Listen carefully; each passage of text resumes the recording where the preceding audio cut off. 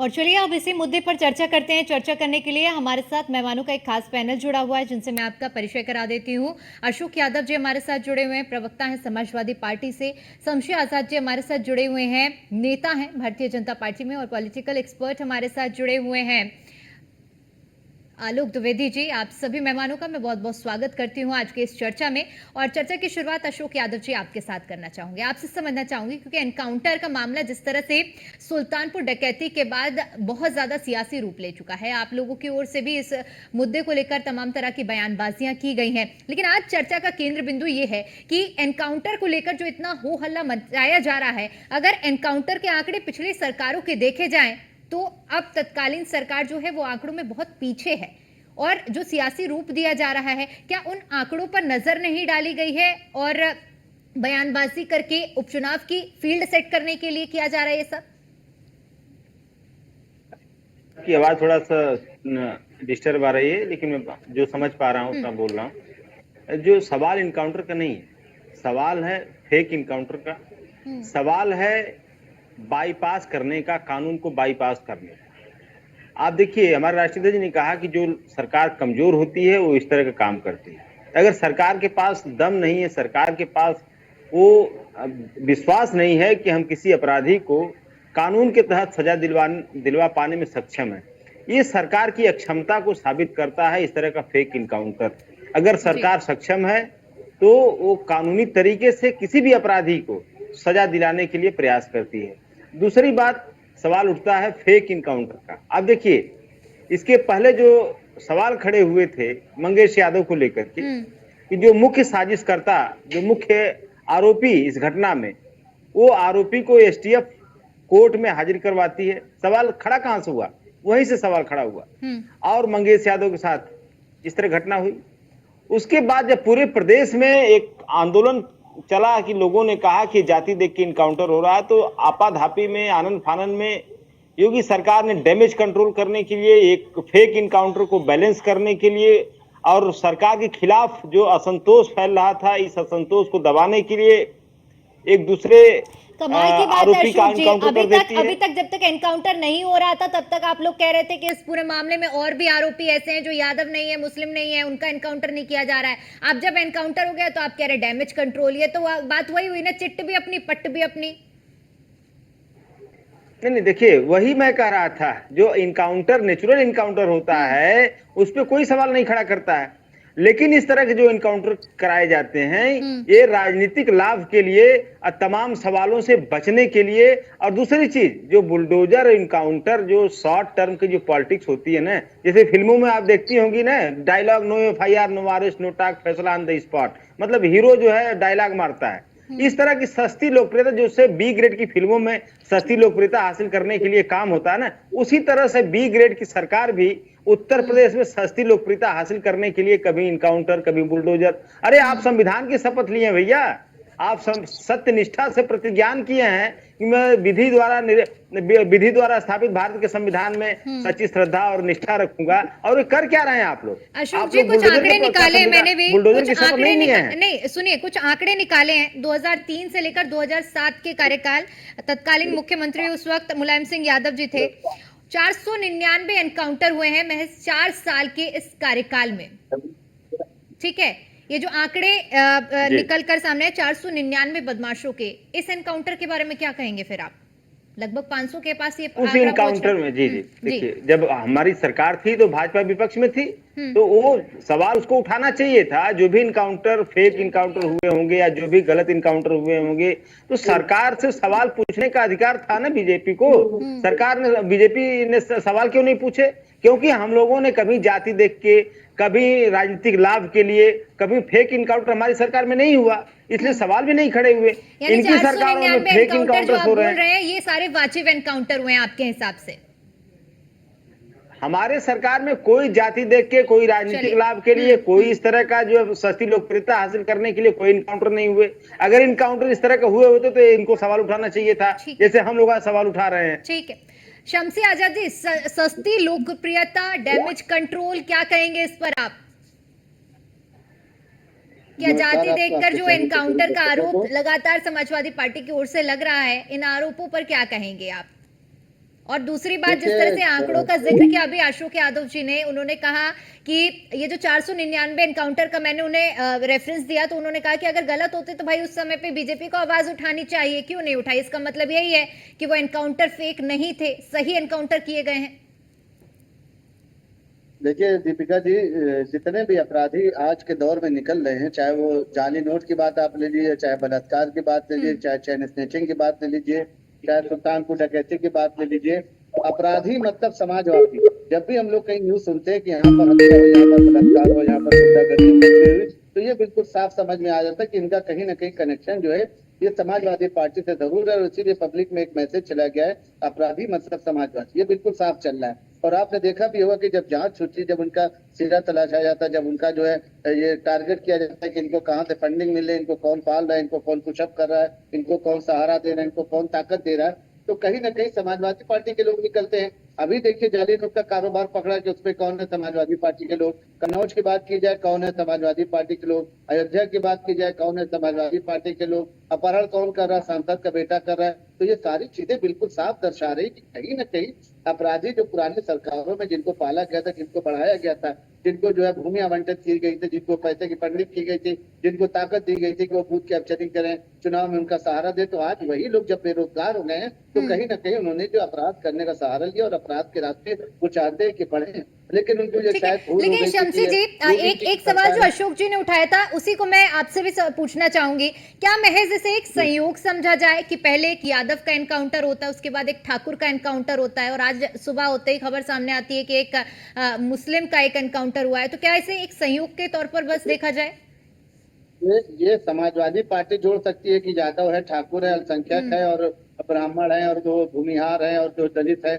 हम सिर्फ ये देखते हैं कि ये अपराधी है, तो जी। हमने बिल्कुल जातवाद को अपराध में थोड़ी बांट के हमने रखा है कि किस तरीके से कि कोई यादव है तो मतलब 10 मुकदमा भी करे तो उसको जिलाध्यक्ष बना दे, यादव है तो उसने 20 हत्या की है तो उसको अपने यहाँ राज्यसभा भेज दें, यादव है तो उसने उसको राज्य बना दे, चाहे कितना बड़ा भी वो बाहुबली हो, कितनी बड़ी भी हत्या की हो। हमारे यहाँ सीधा सा फंडा है कि उत्तर प्रदेश में अमन चैन रहना है, जीरो टॉलरेंस की नीति है, और योगी सरकार ये चाहती है कि प्रदेश में जिस तरीके से 6 साल तक अमन चैन बना हो, इधर ये हुआ कि एकदम से जब से लोकसभा में समाजवादी पार्टी की थोड़ी सी सीटें बढ़ी, बहुत गौर करने वाली ये बात है कि जब से समाजवादी पार्टी के सांसद थोड़ी सी सीटें इनकी बढ़ी है, तब से उत्तर प्रदेश में समाजवादी पार्टी के कार्यकर्ताओं ने अपराध करना शुरू कर दिया, क्योंकि उनको ये लग रहा है कि आने वाली सरकार जो है हो सकता है कि समाजवादी पार्टी की हो, तब तो जेल से छूट जाएंगे। लेकिन ये भूल गए हैं कि 27 आने में अभी देर है, अभी जो है योगी जी की सरकार है, और योगी जी की सरकार 27 में बनेगी, और इसीलिए उनका धड़ाधड़ एनकाउंटर हो रहा है। जब ये बिल्कुल साफ हो जा रहा है कि 1 लाख का अपराधी है, और उसके लिए जो कि उसके लिए अखिलेश यादव जो है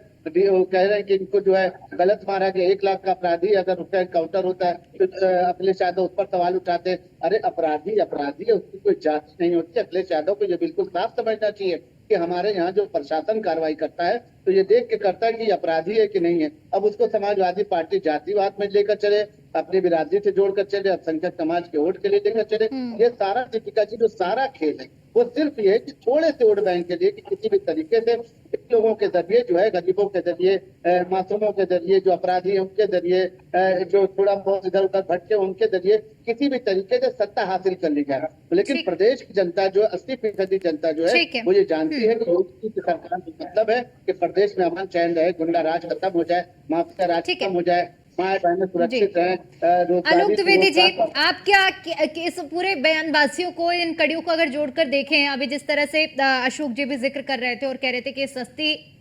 लोकप्रियता के लिए किया जा रहा है, डैमेज कंट्रोल है, तो वहीं दूसरी तरफ बीजेपी का कहना है कि हम जीरो टॉलरेंस नीति पर काम करते हैं। अपराधी हमारे लिए किसी जाति धर्म से जुड़ा नहीं रहता है, हम उसकी आपराधिक कुंडली के हिसाब से कार्रवाई करते हैं, ना कि उसकी जातीय कुंडली के हिसाब से। मैं आपके अनुभव के हिसाब से समझना चाहूंगी कि आप किस तरह से देख रहे हैं, क्या समीकरण बनता है और क्या विश्लेषण इस पूरे मामले पर आप करेंगे? देखिए, मुझे लग रहा है कि अपराधियों की कोई जाति नहीं होती है, और उनकी जाति को देखना चाहिए किस जाति से बिलोंग करते हैं। लेकिन भारतीय राजनीति का एक दुर्भाग्य रहा है कि यहाँ पर जब भी किसी का एनकाउंटर होता है या किसी का मर्डर होता है या व्यक्ति कुछ भी रीजन से उसकी देहांत हो जाता है, तो हमेशा जो है उसकी जाति के अनुसार देख करके जो जातिगत राजनीति करने वाले दल हैं या कोई भी दल है, उनकी जाति को देख करके उसके अनुसार रिएक्ट करता है। यदि किसी यादव का मर्डर होता है, किसी मुस्लिम का होता है, तो अखिलेश यादव सबसे ज्यादा वोकल हो जाते हैं। अब ठाकुर का मर्डर अभी एक एनकाउंटर हुआ है तो उसमें ये कहा जाए कि नहीं भाई, ये तो चूंकि उनको आरोप लग रहा था कि इस सरकार में सिर्फ यादवों और मुसलमानों का एनकाउंटर हो रहा है, उन्हीं का बुलडोजर चल रहा है, इसीलिए अनुज यादव का एनकाउंटर किया गया है। जी। जैसे मुमताज अंसारी क्या है, कुछ लोग के भगवान था, कुछ लोग के मसीहा था, कुछ लोग के माफिया था वो। तो वही परिभाषा अपराधियों की होनी चाहिए कि उसके जो कुकर्म है उसके अनुसार जो है उसको तोला जाना चाहिए, ना कि उसकी जाति को देख करके। लेकिन जितने भी दल हैं वो सिर्फ देखते हैं कि हमें इस मुद्दे को उठाने से लाभ होगा या नहीं। वो पहले अपना व्यक्तिगत लाभ हानि देख लेते हैं, उसके अनुसार फैसला करते हैं कि हमें किस मुद्दे पर बोलना है और किस मुद्दे पर हमें मुंह में दही जमा लेनी है। इसको देख करके राजनीतिक दल वाले फैसला करते हैं। क्योंकि मुस्लिम और यादव ये दोनों कोर वोटर है समाजवादी पार्टी के। भाजपा बहुत प्रयास कर रही है कि कुछ सेंधमारी कर पाए। वही रीजन है कि भाजपा मुस्लिम वोट लेने के चक्कर में ही भाजपा को उसका खामियाजा 2022 भुगतना पड़ा, क्योंकि जो सीटें कम हुई थी वो कहीं न कहीं जो भाजपा में सेक्युलर छवि बनाने की कोशिश करे थे, इसका नुकसान भाजपा को हुआ था। जब भाजपा 14 लोकसभा चुनाव लड़ी, 17 विधानसभा लड़ी, तो उन्हें पूरा जो फोकस रखा था हिंदुत्व के मुद्दे पर चुनाव लड़ा।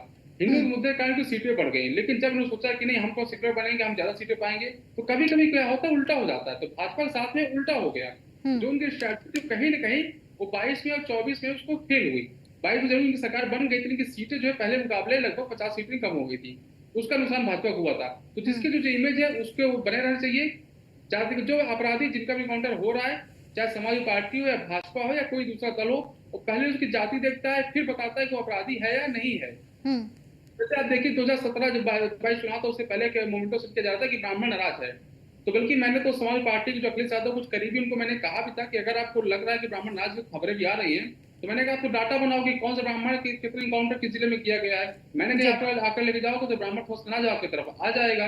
खैर उसको उन लोगों ने कितना काम किया कितना ही किया उनका प्लान था, लेकिन जो मुझे बोलना था मैंने उनको बोल दिया था। तो कुछ ब्राह्मण एनकाउंटर होगा तो ब्राह्मण जो है उसको डिफेंड करेगा, क्या क्या नहीं भाई वो तो व्यक्ति सही था, ऐसे ठाकुर है उसका एनकाउंटर करोगे आप तो ठाकुर सारे इकट्ठा हो जाते, नहीं वो तो बहुत अच्छा काम कर रहा था उसको फंसाया गया है, ऐसी बातें आती। सीएम यादव मुस्लिम के साथ भी ऐसा ही हो रहा है। मुझे लग मेरा अपनी व्यक्तिगत राय है, जो मैं मानता हूँ कि किसी भी राजनीतिक दल के नेता को या उसके जो नेता है दल का, उन दोनों को किसी का भी अपराधी का एनकाउंटर हो रहा है या अरेस्ट हो रहा है तो उसकी जाति देखकर रिएक्ट न करें। यदि अपराधी उसको अपराधी माने और नहीं है तो आप बोले कि अपराधी नहीं है, आप उसका जाति मत देखिए, आप सिर्फ उसको इंसान देखिए। ठीक है अशोक जी, आप लोग अपराधी को अपराधी मानकर चीजों को क्यों नहीं आगे बढ़ाते हैं, क्यों उसमें जातीय एंगल ढूंढते हैं?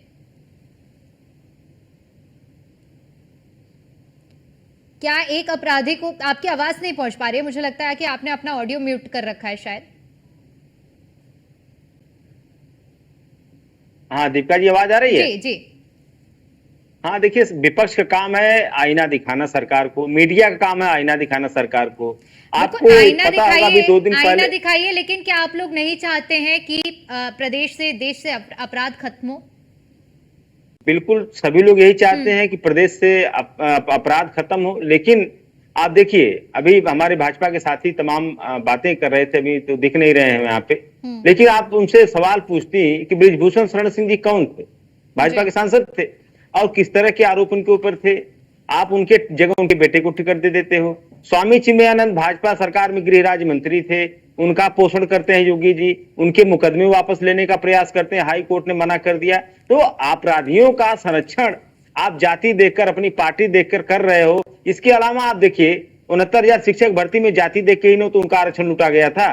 तो जाति देख के अगर सरकार, वाइस चांसलरों की नियुक्तियां जाति देख के योगी सरकार करती है, असिस्टेंट प्रोफेसरों की नियुक्तियां जाति देख के सरकार करती है। हम अगर आईना दिखाते हैं सरकार जातिवादी है तो कहते हैं विपक्ष वाले जातिवादी हैं। आप देखिए 2 पत्रकार साथियों ने एक रिपोर्ट छाप दी कि इस योगी सरकार में इतने अधिकारी जो है मुख्यमंत्री जी के जाति से संबंधित हैं, उनके ऊपर कई संगीन धाराओं मुकदमे हो गए।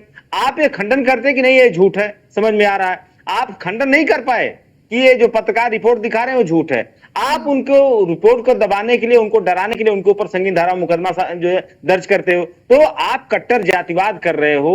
हर जगह अपराधियों से लेकर के नियुक्तियां तक में, हर जगह प्रशासन में आप जातिवाद कर रहे हो। अगर मीडिया विपक्ष के लोग आईना दिखाते हैं तो कहते हैं आप जो है आप जातिवादी हो। तो ऐसा कैसे चलेगा? हमारी जिम्मेदारी है आईना दिखाना, और हम आईना दिखाते रहेंगे सरकार को कि आप जातिवादी हो, जातिवादी हो, जातिवादी हो।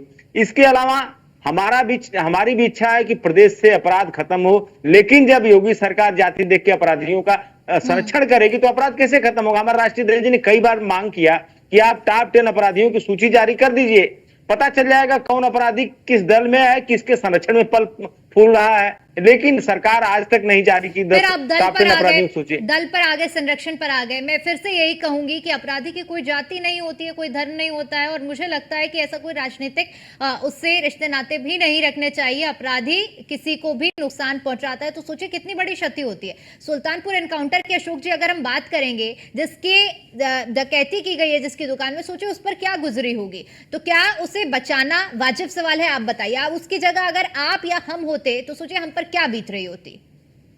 नहीं नहीं, बिल्कुल एक गलत चीज है। और हम लोग तो ये भी सवाल, जैसे ये लोग कहते हैं भाजपा के लोग कि इस प्रदेश से अपराधी भाग गए, अपराधियों का सब खात्मा कर दिए हम। ये कौन डकैती डाल रहा भाई? ये डकैतियां कौन डाल रहा है?